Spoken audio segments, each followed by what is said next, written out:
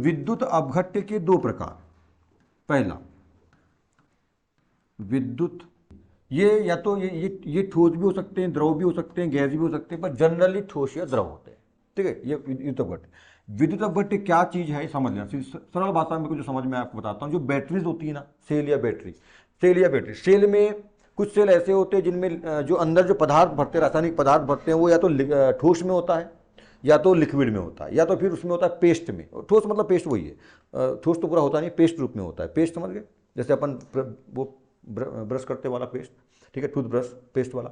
तो या तो पेस्ट रूप में होता है या तो फिर द्रव रूप में होता है। जैसे ये बैटरी, देखो इन्वर्टर की बैटरी, उसमें द्रव पानी भरते हैं, द्रव रूप में होता है। पर जो सेल आते हैं ना, वो घड़ी वड़ी में लगाने वाला, उसमें पेस्ट रूप में होता है, ठोस निकलता है। कभी खराब वाले सेल को आपने तोड़ा होगा तो अंदर से ऐसा ठोस ठोस काला काला निकलता है। वो पहले सफेद रहता है, बाद में काला हो जाता है जलने के बाद।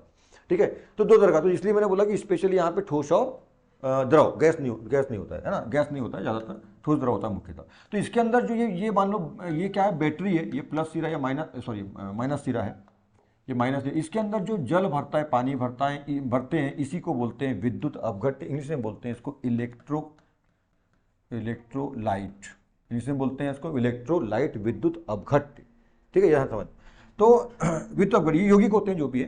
तो ये विद्युत अपघट्य और अन्य विद्युत अपघट्य, विद्युत अपघट्य को दो भागों में बांट दिया है, एक अपघट्य, दूसरा अन्य अपघट्य। तो अपघट्य मतलब क्या, जो आयनों में टूट जाते हैं, है ना। देखो ये है विद्युत अपघट्य, इसमें यदि हम धारा प्रवाहित करें आई, तो ये आयनों में, अपने आयनों में टूट जाता है। जैसे मान लीजिए एग्जाम्पल के लिए NaCl, नमक का जल, नमक का घोल, लवण। ठीक है, इसको इसमें जब विद्युत धारा प्रवाहित करेंगे तो ये N+ और Cl- में अलग अलग टूट जाएगा, जो आयनों में टूट जाए, है ना। ऐसा विलयन, ऐसा ठोस विलयन जिसमें विद्युत धारा प्रवाहित करने पर वो अपने अवयवी आयनों में टूट जाते हैं, ऐसे विलयनों को, ऐसे पदार्थों को विद्युत अपघट्य बोलते हैं। और नाम है किसका, अन्य अपघट्य, जो नहीं टूट सकता। अपघट्य का मतलब टूट सकता है, अन्य अपघट्य नहीं टूट सकता, मतलब जिसमें विद्युत धारा प्रवाहित करने पर वे पदार्थ, वे यौगिक, वे विलयन जिनमें विद्युत धारा प्रवाहित करने पर वो अपने आयनों में नहीं टूटते, मतलब उनमें विद्युत धारा का चलन प्रवाह नहीं होता, उनको बोलते हैं विद्युत अन्य अपघट्य। बात समझ में आ गई। समानुपाती। ठीक है, देखो यहाँ क्या अंतर, व्युत्क्रमानुपाती अलग है बिल्कुल। व्युत्क्रमानुपाती मतलब विलोमानुपाती भी बोलते हैं उसको, अलग है बिल्कुल। ये दोनों में थोड़ा समझना है चीज़ों को, ये दोनों में समझना है।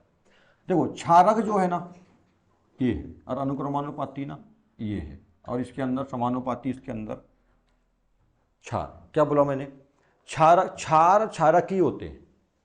क्षार दो प्रकार के होते हैं, ध्यान देना, क्षार दो प्रकार के होते हैं। कुछ वे होते हैं जो घुलनशील होते हैं, जल में घुलनशील होते हैं, कुछ वे होते हैं जो जल में घुलनशील नहीं होते हैं। मतलब घुलनशील, जल में घुलनशील और अघुलनशील दो प्रकार के क्षार होते हैं।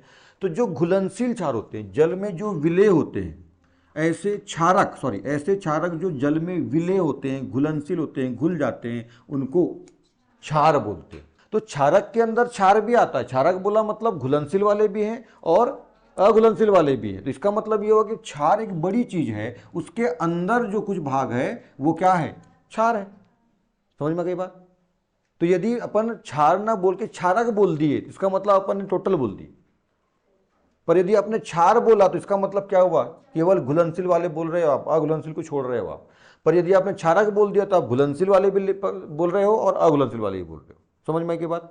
वैसे यहां पर भी है समानुपात, 2/5 बराबर 2/5, ये हुआ समानुपात। ठीक है ना, ये हुआ। पर अनुक्रमानुपात क्या होता है, 20/10। ठीक है, 10/5, 2/1, ये क्या है, ये है अनुक्रमानुपात।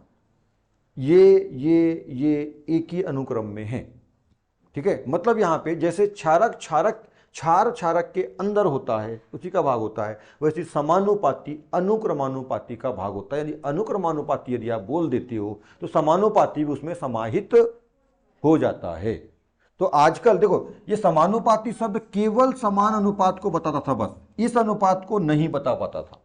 इसलिए आजकल अब समानुपाती शब्द का इस्तेमाल कम हो गया है, नहीं करते, और अनुक्रमानुपाती ये करते हो कि अनुक्रमानुपाती शब्द समानुपाती को तो दिखाता ही दिखाता है, पर इस अनुक्रम को भी दिखाता है, इसलिए अब ये शब्द इस्तेमाल होता है। बाकी इसका पर्यायवाची समानुपाती आप बोल सकते हो, बात समझ में आ रही है?